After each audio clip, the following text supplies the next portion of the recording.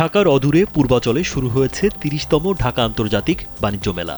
গেল ৩ জানুয়ারি থেকে শুরু হওয়া এই মেলায় প্রতি বছরের মতো এবারও বিশেষ আকর্ষণ হয়ে উঠেছে এসব কারাপণ্য।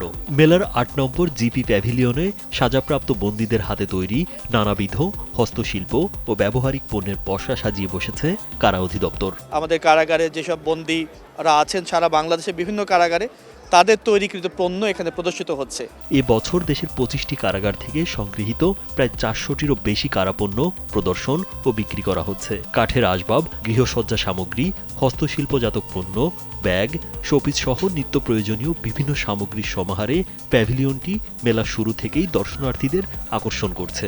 কারাগারে বন্দি মানুষদের দ্বারাও যে কোনো কিছু করা যায়, এটা হচ্ছে প্রথম আমি দেখলাম।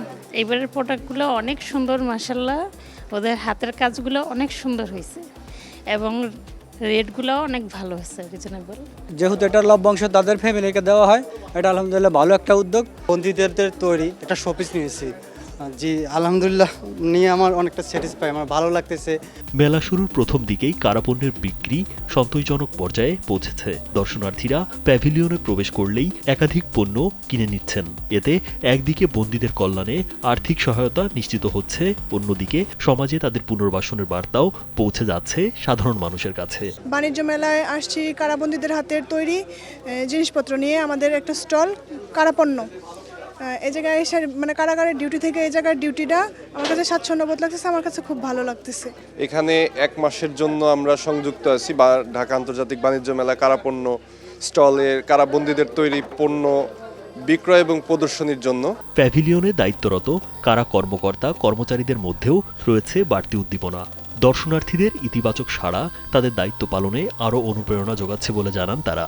গত দর্শনার্থীরা যখন শুনতে পাচ্ছে কারাবন্দীদের হাতে এটা তৈরি, তখন তারা বেশি আগ্রহ প্রকাশ করছে এটা আসলে কীভাবে বানানো হয়েছে, কোন বন্দীরা করেছে, তাদের দক্ষতা দেখে এই আগ্রহ থেকে আরও বেশি করে দেখে কালারফুল যখন হচ্ছে তখন ওরা নিয়ে যাচ্ছে, একটা করে হইলেও নিয়ে যাচ্ছে স্মৃতি হিসাবে। বন্দীদের সুনিপুণ হাতের ছোঁয়ায় এগুলো তৈরি হয়েছে, যার ফলে এই দর্শনার্থীদের কাছে আকর্ষণে এটা সবসময় উপরে থাকে আকর্ষণের দিক থেকে।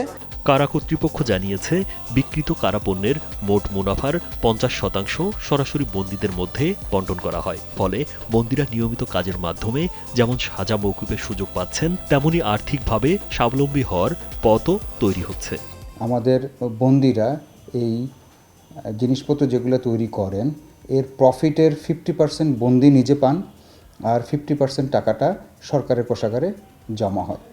এক্ষেত্রে কারাগারের কোনো অংশই প্রফিট বা কোনো কিছু থাকে না। এটা যেহেতু প্রশিক্ষণ এবং সংশোধনের একটা অংশ হিসেবে কাজ করে, তাই এর বেশিরভাগ অংশটাই বন্দীদের ইয়েতে চলে যায়।